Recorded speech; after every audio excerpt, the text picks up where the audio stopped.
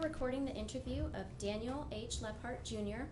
This interview is being conducted by Amber Meyer and Ericka Carter from Wright State University Veterans Voices Project. Also in attendance are John and Rebecca Lephart. This interview is being recorded at the home of Daniel Lephart in Springfield, Ohio. It is 3:39 p.m., August 25th, 2018. Good afternoon, Daniel. Good afternoon. We are really excited to get this started with you. Where and when were you born? Dayton, Ohio. Miami Valley Hospital. August 22nd, 1926. Okay.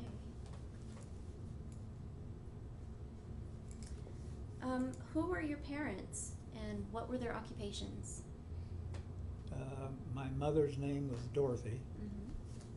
Of course, my father's name was same as mine, only Senior. Okay. My father worked at Harris Seibold in Dayton, and he was foreman on paper cutters. They made paper cutters and printing presses. Awesome. Did you have any siblings? I had an older sister. She was 5 years older than me. I had a younger sister, 9 years younger. Did they join the service? Pardon? Did they ever join the service? No. No. Are you the first service member in your immediate family? Yeah. Yes. What were you doing before you entered the service? I was, mainly carrying papers. I worked after school at a leather findings company, Mm-hmm. which sold to shoe repair shops. Okay. What made you decide to enter the service? I was 15 when December 7th, 41, when the Japanese first bombed Pearl Harbor. And I was a little irritated. I wanted to go in right then. But they came around then in high school, when I was a junior, to get you to enlist. The Army came, Army, Air Force, Navy, and I wanted to fly. So I enlisted then, but before I could go in, I had to take mental and physical tests at Patterson Field. They were separated at the time, Patterson Field and Wright Field. Really? And I took mental and physical tests, which I passed. And my mother and father had to sign it was all right for me to go in because I was the only son of the family. How old were you? I was, let's see, in my junior year, I was 18, of course, in August. And senior year, of course, I went in early, February 6th, which I checked with the principal. I had enough credits for graduation. Okay. My mother and older sister went to the graduation and got my papers. Outstanding. Now, when you joined, was there technically an Air Force yet? Or Oh yeah, yes? So you went straight Army, to Army, the Air Army Force. Okay. Yeah, we had Navy, Air Force, Army, Marine, Air Force. They were all separated at the time. Interesting. Now the Air Force is all of it, Air Force. Okay. So you served in the Army Air Force. Mm-hmm. Fantastic. What was basic training like for you? Oh, not bad at all. I didn't have any problems. Did you enjoy it? Yeah. Yeah. Do you recall any of your instructors? Did anybody stand out to you during that time? Yes, but I don't remember names. Took mechanics training, Keesler Field, Mississippi, and an advanced training. And I graduated with a 3.7, which could have been used to go to college then if I wanted to. Oh, wow. Now, during your time, did you have any qualifications? Did you receive any specialized training, like airborne or It's mechanic school. just mechanic school? How long was mechanic school? You know, I don't remember how many weeks it was. Okay. Yeah, that in advanced, I'm not sure. How did you adapt to military life? Was it a fairly easy transition from the life you knew before? Yeah, no problem. Yeah. Awesome. What was your social life there? Did you make any friends Oh, yes. that you kept in contact with for quite a while?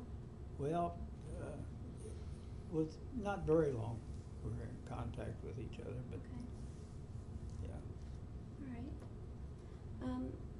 Did you serve any overseas deployments? I went overseas, yes. Yes. Where did you serve? I ended up Tulin Field, which is outside of Vienna, Austria. Okay. And I was a mechanic. I was crew chief on a C-47. Okay. What are some of the memories that you have from your experience there? Well, there were some problems with Russians. The city was divided in half, and with the Americans and the Soviet Union, and they could come into our territory, but we didn't dare go into theirs. They cut off, we took a shortcut into Vienna.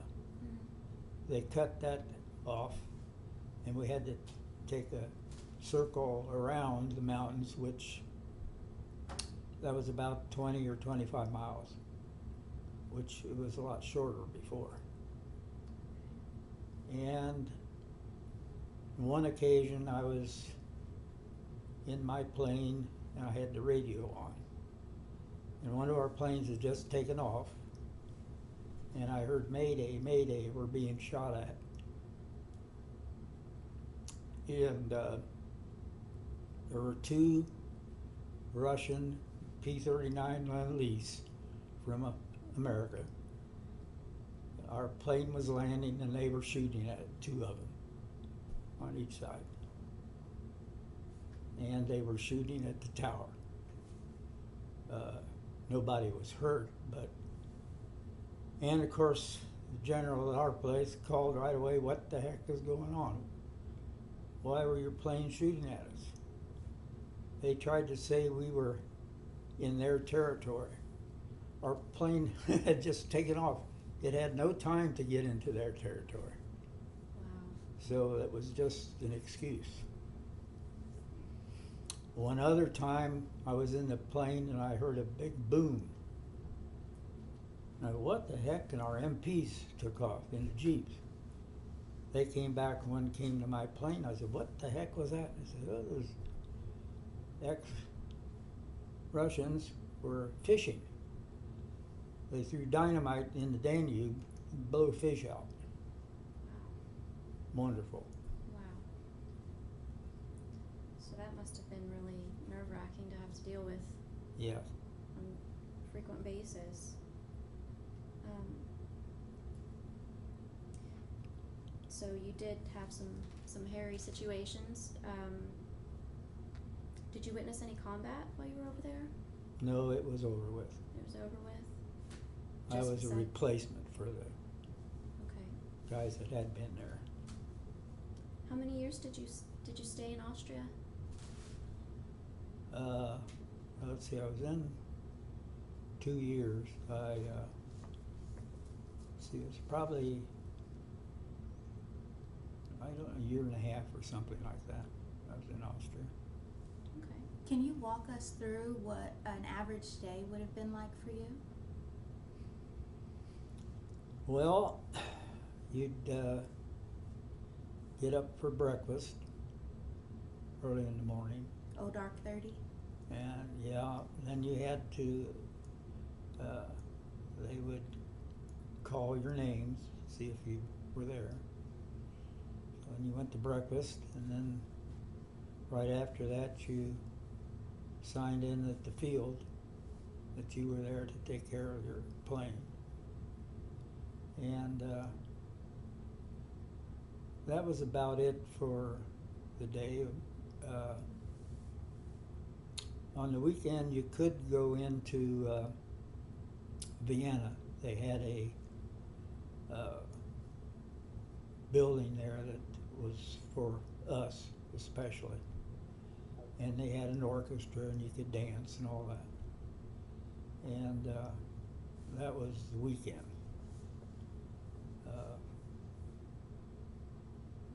That was typical days and weekends that I had. Very nice. Did you make any friendships while you were there in Austria? Did you have any fun stories you wanted to share? Well, I dated a girl. I don't know of any funny stories. I hear you. So when you came back to the United States, you were still in the service? Well, no, that's when they got me out. I got my papers in. Okay. That seems like a shortened tour. How long did you serve in its entirety? 2 years. 2. And is that how long you signed for? Is that how long your I contract was? didn't have to sign for then. The war was still going on, Oh, Okay. but Okay. it was over with then. I was in B-29 training, mechanic, and that wasn't very long. I don't know, maybe 3 weeks or something, and the war was over. Bomb was dropped at Hiroshima, and they didn't need mechanics on B-29s anymore. So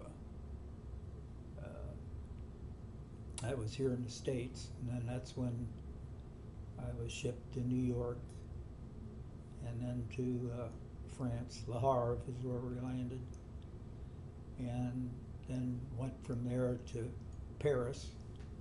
Was there a few weeks or more maybe, and then was transferred to Field, Vienna. Okay. I hear you mentioned the bombs were dropped. Do you remember hearing the news? Yeah, we had. What was that like? Oh, it was great. We all cheered. Yeah. Yeah. Do you remember where you were when you heard the news? Well, that was in Vienna at the time, or when I was going there. Were you on the job? As I remember, yes. Okay.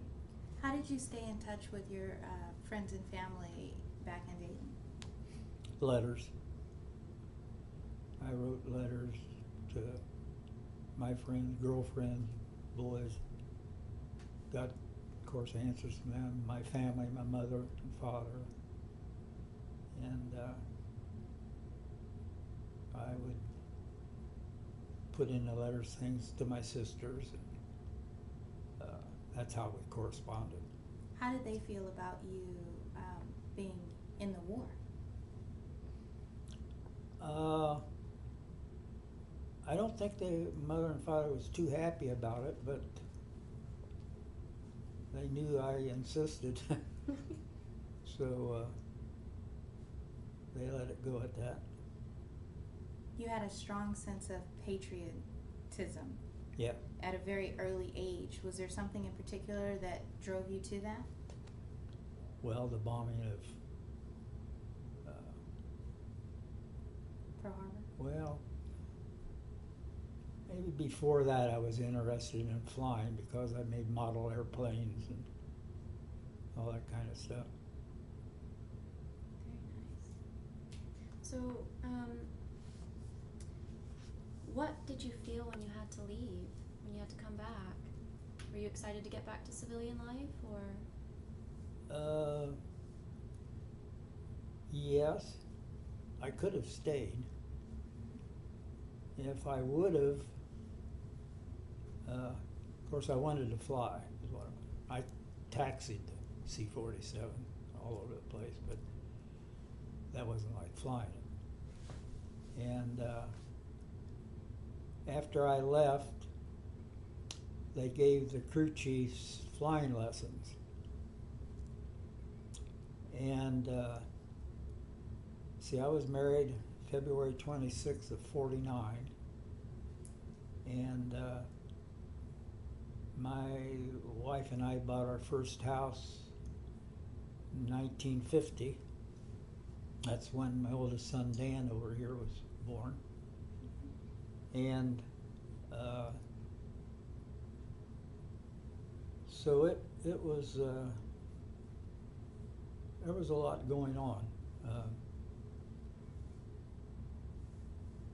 but those were the times, and I could have, if like I said, if I would have stayed in, I would have been flying a plane in Korea, jets at the time. The man that was my assistant crew chief that I trained called at the house one day when we were on Lehigh, and said he was at Wright Pat and he wanted to come and visit, which I told him how to get to our house. We went out and played golf. Came back and he was a lieutenant. He had taken flying lessons on the C-47 and had stayed in and got in the Korean War, and he was flying jets. Now, if I would have known that, I would have stayed, but I wouldn't have met my wife and had 5 children. Yeah. Sounds like a good option. Very good. Yes. So, what did you end up doing when you came home? Which profession did you end up following military service with? Well, at first I was going to go to college. The company I'd worked for, the shoe finding company, wanted me to come back. I wasn't making up my mind. My father then told me to try at Harris-Seibold for a job. They were interested in me. And so I got a job there. And I was working on the taking parts, refinishing parts, and then hanging them on the printing presses. And then my to-be wife called me the one day and said, hey, salesman was in from Roth Office Equipment, who was a distributor for A.B. Dick Company, who made the first mimeograph. They need a serviceman.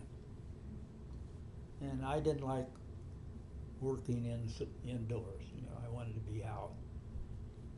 So I went down for an interview that weekend, and they hired me. And there was only one serviceman, me. They had a lot of, well, for instance, Wright Field had 100 mimeograph machines.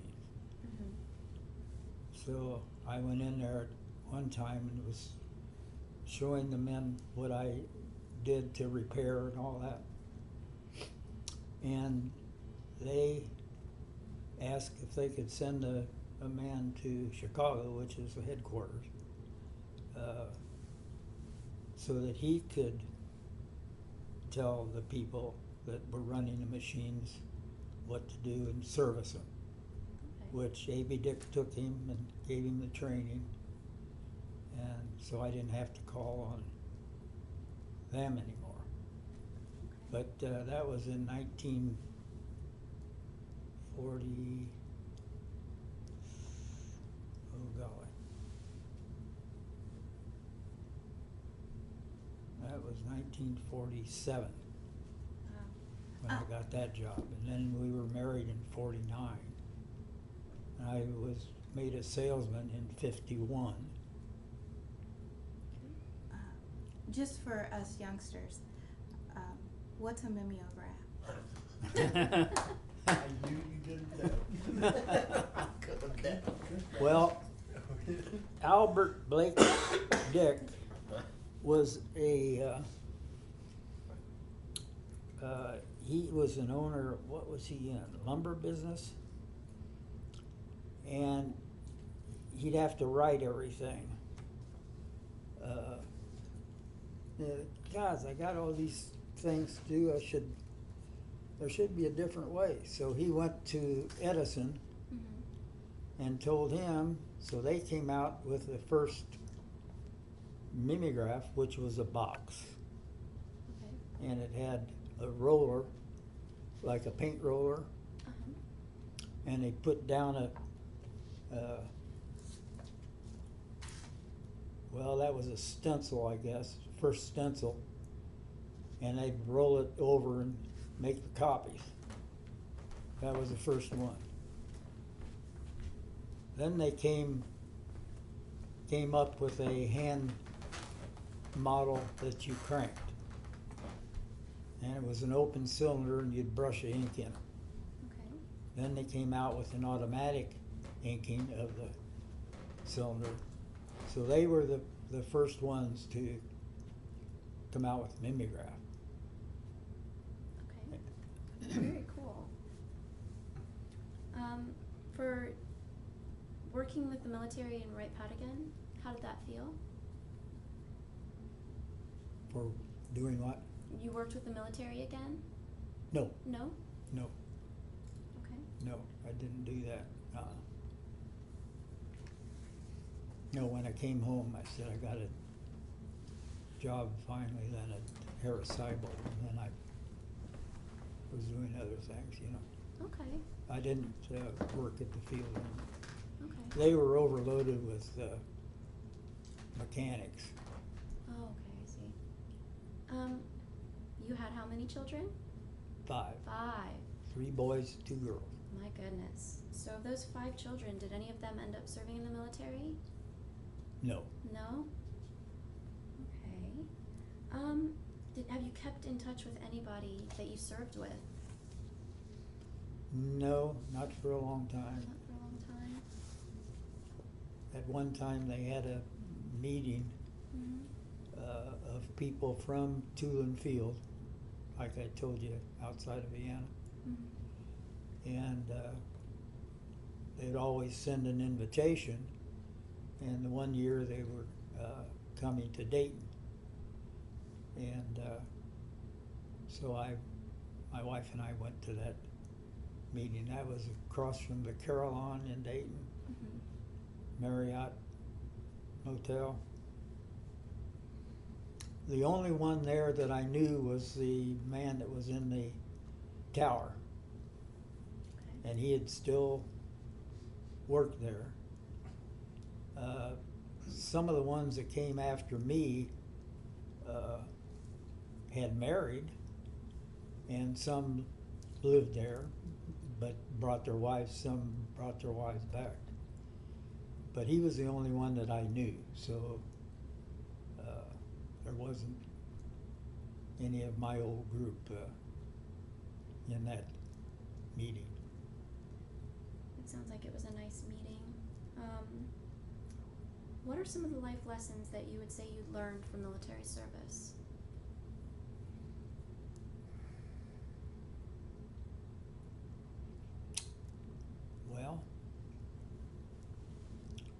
when somebody was in charge, you listened to them and did what they told you to do.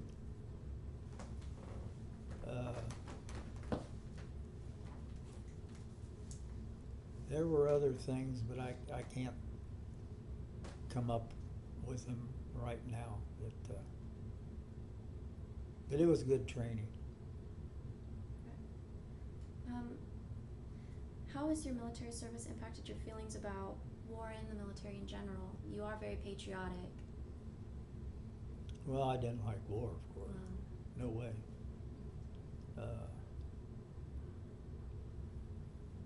But I was always backing us up if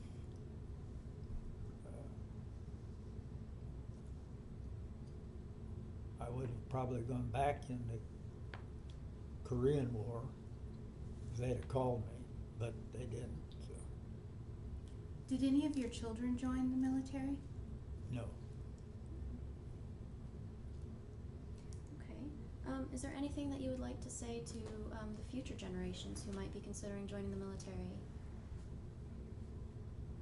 Well, things have changed since then when I went in there. I think more patriotism then than now. But it hasn't changed a whole lot. Okay. Going back, do you have any stories that you'd like to share with us? Any funny stories? No, I told you about the incidents at Tulin Field with the Russians. Oh golly. No, I can't think of anything. Did you ever get to eat any of the blown up fish? Oh no, we wouldn't have gone down there and got them. Of course, they wouldn't have let us in the first place. Well, I did go in. We could take jeeps out on the weekend to go in town. And the one night, or the one day, I took the jeeps out, I drove. And at that time we could go through the Russian, well, they docked a sub on the Danube. And we were going by there, and all of a sudden, bang! And what the heck? And here there were two Russian soldiers coming toward us, and they hit above the windshield on the Jeep. Wow. And luckily didn't hit the windshield, or we would have wrecked. And I started to stop, and luckily my friend in the passenger seat, "Don't stop, go," which I did. There was a big dent in above the windshield then. But that's the kind of people they were.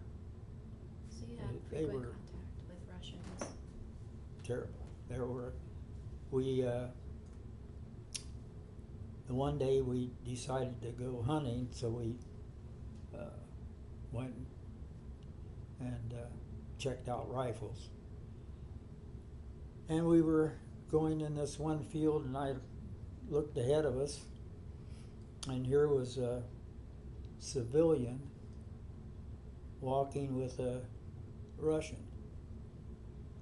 And we got up close to them, and I was telling my friend, I said, "We gotta watch him. Keep the rifle up where you can shoot it quick." This Russian was about, we guessed, 13 or 14 years old, had a submachine gun. They usually carried submachine guns.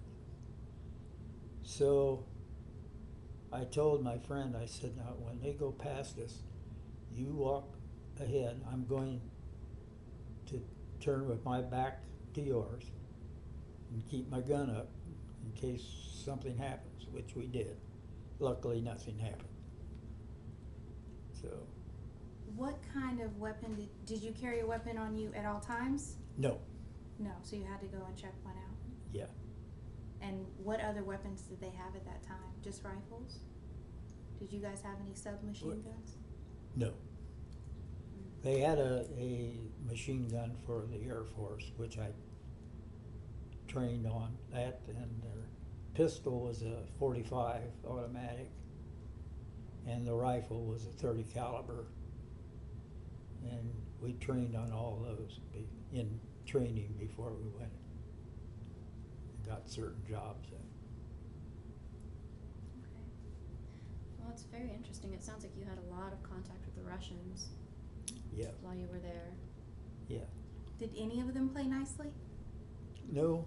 No? No, they would even go into, they would, sometimes some of them would come into our club, which they weren't supposed to. But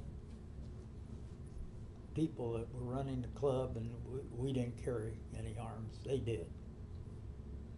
And the one time, one of the Russian, he was an officer, and he pulled up his sleeve and he had watches from here clear up to here. And we were told before this happened, they said, now if they say they want to trade you your watch for one of those, you better do it, because they'll shoot you if you don't. So this was another Russian problem. So did you wear like a really cheap watch? Well, no, mine was an Omega, which they had a drawing every month, and they would draw certain things, and you could, if you wanted, you could pay for it. They drew my name for this Omega watch, and it was $10, I think, something like that. That sounds like a lot of money. A lot of money, yeah. But that's still a great watch. Yeah. So I've had that. That was, I guess, 46 when I got that. Is there anything that any artifacts that you'd like to show us or tell us about that you might have had from then? Well, I have a jacket in there. Your hat's sitting over there. Hat here, yeah, it needs some work. But it's been kind of through it. I'll show it to you. This is one of my hats I wore. Oh, wow. And I've got this was a Keesler Field production, showed the field and various things, and well, this was in Vienna, there was one of the castles, and the Red Cross had a thing there you could go relax, coffee, whatever. And there was an artist in there at one time, and he drew that picture of me. Oh my goodness. Wow. And then all through the book here, and then back with the servicemen. Let's see if I can find a page here. I had my picture. My eyes aren't what they used to be. Mine either. I'll get that for you. Sure. I had it marked. Get my other two eyes out here.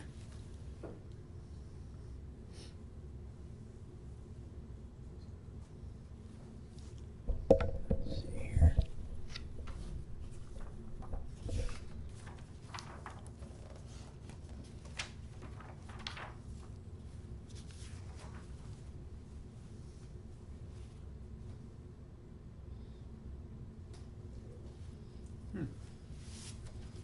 I marked. I thought it'd be easy to go to. I should have kept my picture at it.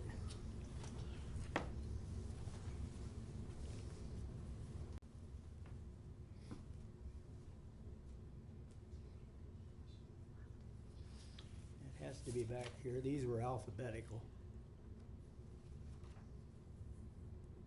Yeah, here it is.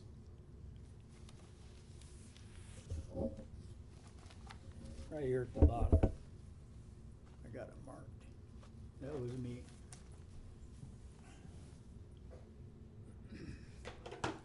Very handsome. Thank you. And And then got a scrapbook here.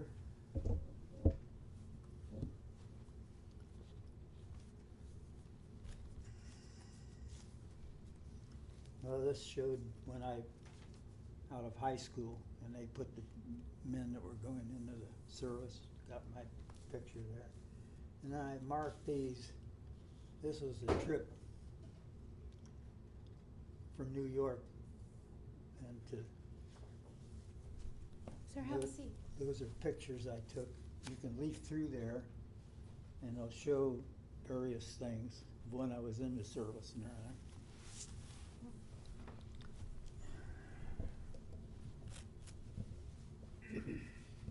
Well, thank you so much for sharing all this wonderful memories. There's people in there too. But,